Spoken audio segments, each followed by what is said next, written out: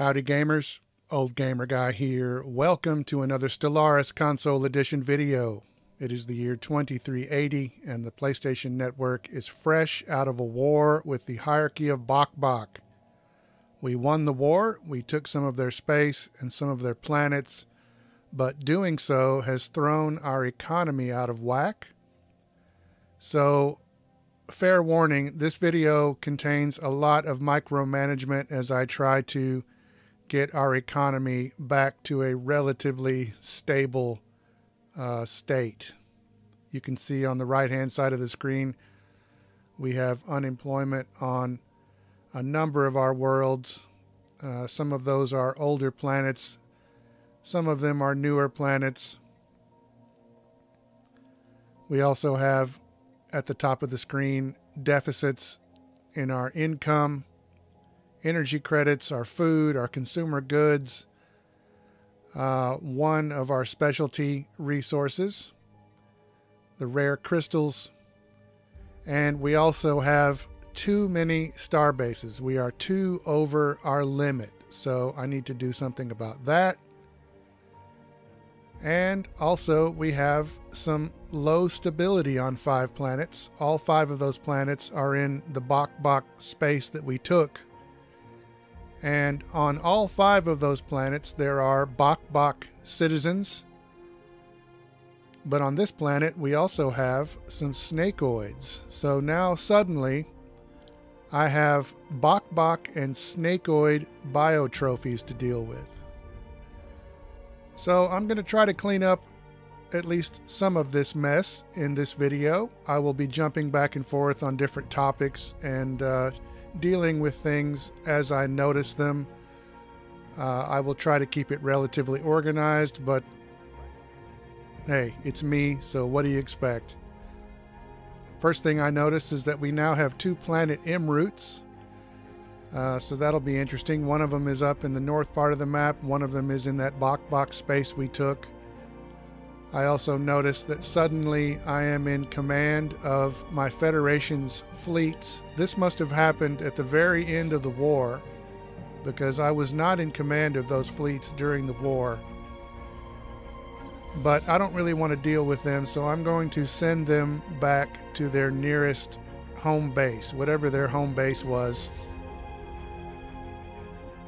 I'll send them there. I have enough to think about without maneuvering these fleets around into different places. Meanwhile, our fleets, both of our fleets were down fighting the Bok Bok. And I'm going to take one of them and send them back up here to Brocken Station on the border with the cloud. And I'm going to take the other fleet and put them back in Sasson, the Sasson system, which was our choke point going into the Bok Bok space. So I'm going to park that fleet here. And when they are in the Sasson system, they will be about 2 or 3 jumps away from both of these choke points that now exist with the Bok Bok. So one of the first things we need to do is to get rid of those 2 extra star bases. We have too many upgraded star bases, so I'm just kind of looking to see which bases could strategically not be that important, and so I could downgrade them. And I think the one that makes the most sense is Ijajin Station.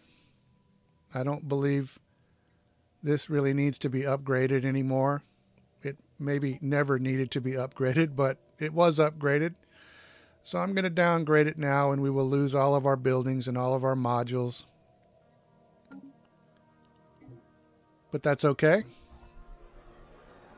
I advanced time a little bit, and the cloud has become more outwardly egalitarian because of one of their political factions.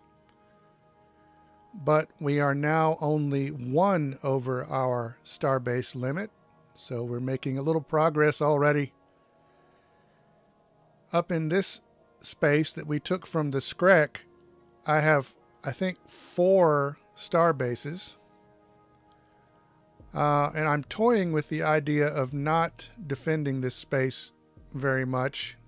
I might build up a couple of bases to defend near the borders, but I'm definitely going to downgrade this one. So this will put us back at our proper number of star bases. We've got some debris from some battles with the Bok. So I'm going to send our 2 science ships down here to study that debris. Those science ships are normally up at Earth, and I think Alpha Centauri assisting research. But I'm going to send them down here, and hopefully they'll make it in time to research some of this debris, and we'll get a little bit of knowledge out of that. Back to the subject of our new bio trophies. We had a planet or actually several planets that we took from the Skrek entity, and the Skrek were automatically purged, I guess because they were a devouring swarm and we just couldn't get along with them. But the Bok and the Snakeoids are in a different category, I guess, and we have to keep them as bio trophies, I guess, because of the nature of our society. So we have mandatory pampering because what is that? Because we're a rogue servitor, I guess. They are exempt from military service. They are forbidden from colonization. There are no population controls. I could set some population controls, but that would lower happiness. So for now, I'm just going to let them go at it amongst themselves if they want to. We will control their migration. And we can't make them slaves, and we can't purge them. So that means we need to build some sanctuaries to keep them in. That will give them something to do. I'm going to repurpose one of their own monuments that they made to their species into an organic sanctuary, and I'm going to do that with several different buildings on several different planets. They're also going to need more food, and we'll get back to that later in the video. Before the war, I was looking at taking control of some of this space because there are some planets up here. When the war broke out, I sent my construction ships back to a starbase and let them just sit there. But now that the war is over, I'm going to put them back to work, claiming some of this space. There's also there are some energy credits we can mine here, so that will help us with our deficit.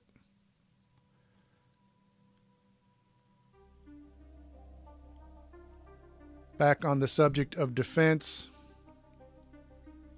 at Brocken Station, it's already upgraded to a citadel, but we do have a building we could construct here. I might repurpose some of those modules later on. But for now, we will put in a new type of building. And I think the one that I choose is toward the bottom of the list. This footage is from a couple of days ago, so I can't remember what I chose.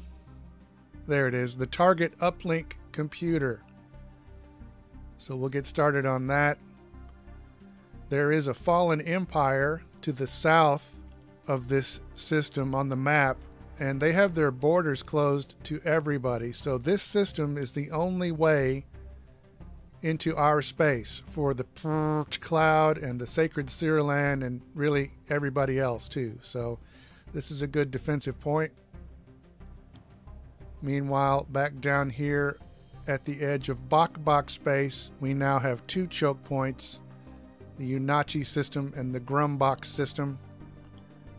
And I need to do something about these star bases, because the Bok have them set up in a way that's kind of one-dimensional, I think, as you're about to see. I like to have my star bases be more flexible. I'm not really sure. Maybe the Bok method is really the way it's supposed to be, but I like to have my star bases, you know, with a gun battery, a missile battery, a shipyard. We've got service umbilicals. But I like to put in a communications jammer and a disruption field generator. So I like my star bases to be a little bit more varied in their capability. But I took several bases from the Bok and all of them were kind of one-dimensional like this. This is the one in the Grumbach system. This was their home system. And you can see it is also fairly one-dimensional. So I'm basically going to go through here and do the same thing and install some weapons and some defensive capability and, you know, ways to scramble the enemy electronics and stuff like that. Anything that will give us an advantage if the Bok decide to invade again.